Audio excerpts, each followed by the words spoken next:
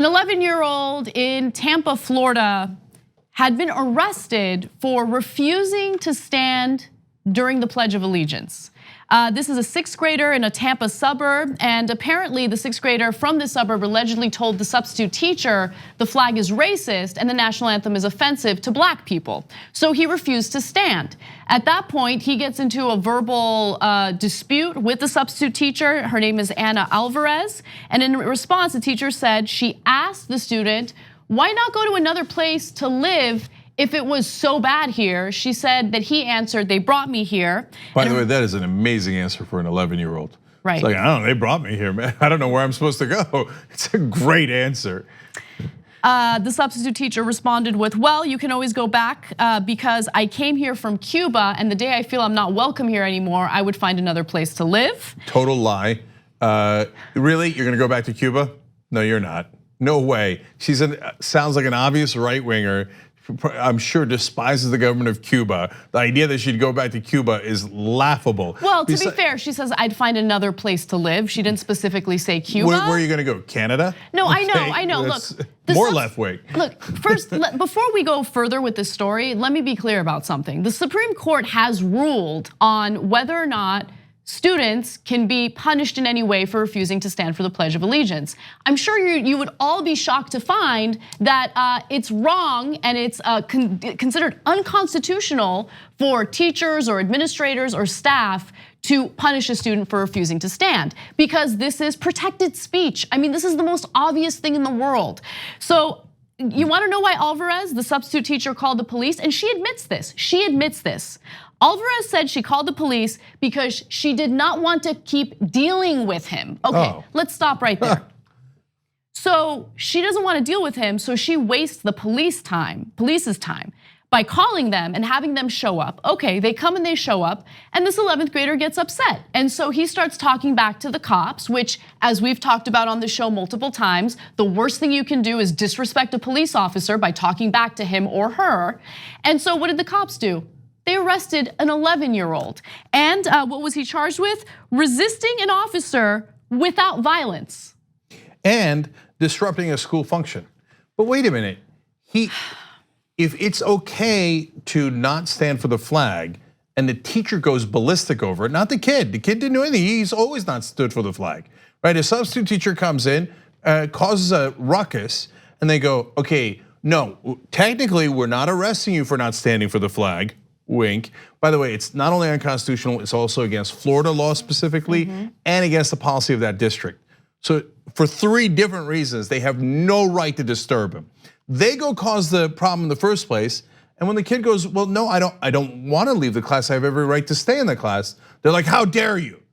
But wait a minute, I'm in the right, you're in the wrong. They're like, are you resisting arrest? But wait a minute, I'm being arrested?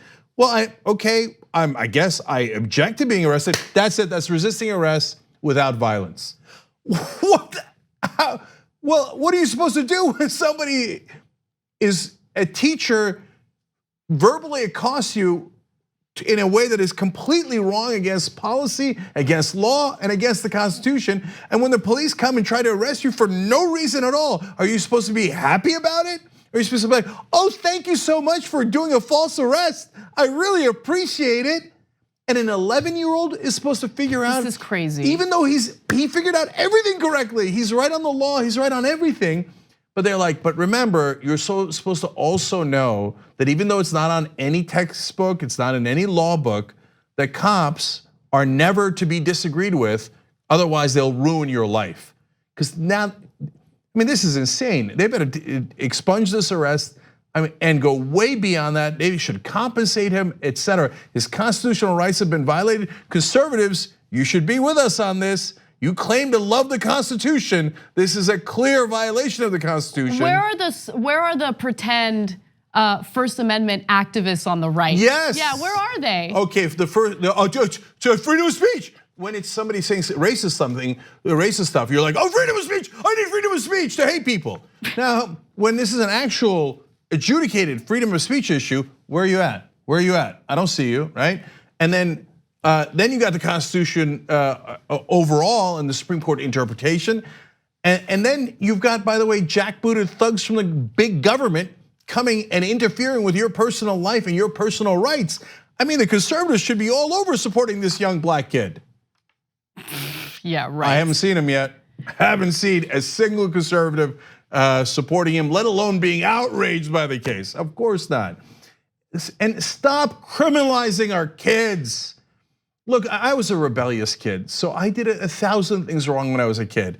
And I mean, let alone the fights. For now, I'd be in maximum security solitary confinement for the fights that I got into when I was a kid.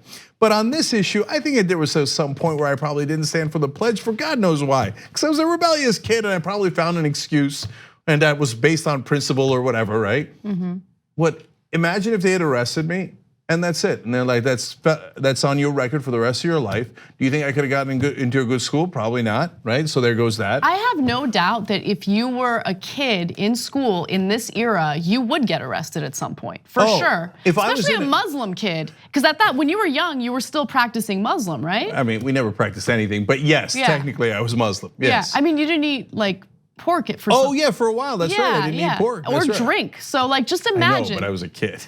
Well, no, that's true, but for a little while when you were in college, you didn't drink, right? Yeah, that's true, true, absolutely. But most importantly, if I was in a poor minority area and I had done the things I did in school, I'd have been in lockdown for a long, long time. And so that is a two-tier justice system, and it's unacceptable. So everybody should be on the kid's side, but now they're still having to go through this process. And the thing that I can't abide by, last thing, is their excuses. And so they're saying, like when they say, no, it's okay because he was disrupting a school function. Please stop lying, okay? And when they say, no, he was not arrested for refusing to participate in the pledge, but for causing a disturbance. But by definition, if someone doesn't participate and the teacher yells at him, they didn't cause a disturbance, the teacher did. Yes. So you're just using it as an excuse to arrest a kid for not standing for the pledge. Now, the substitute teacher is no longer teaching in this district anymore, and the district says that they are going to take a good hard look at the way that they're training their educators, which I think is a good idea, but there should be some consequences for the teacher. I'm not saying like lock her up or anything crazy like that, but lock her up. No, you don't need to do that. But my point is, if you are an educator, you have a responsibility and an obligation to handle your classroom as an adult, not immediately call the cops and waste their time because you don't want to deal with students anymore. And okay, you know what? Final 2 points, because I don't want you to get mistaken here. Because the last we checked in on this story, the kid's still facing charges. That's crazy, totally, utterly unacceptable. And I want to go back to the teacher saying, just go back. I was from Cuba. I could leave the country whenever I want if I don't like it here. So you could just go back. He's African American. Where's he supposed to go? I mean, to his point about they brought me here. Well, how would he know which country he originally came from? They weren't even those countries back then. What a preposterous thing to say. What an incredibly thoughtless thing to say. And that's supposed to be the teacher. My God, this district has to make it right for this kid and this family immediately instead of pursuing charges, which is literally un-American. 2 easy ways to follow the Young Turks. One is hit the subscribe button down below, then you're a TYT subscriber. And second is ring the bell. And when you do that on YouTube, you're notified of our videos.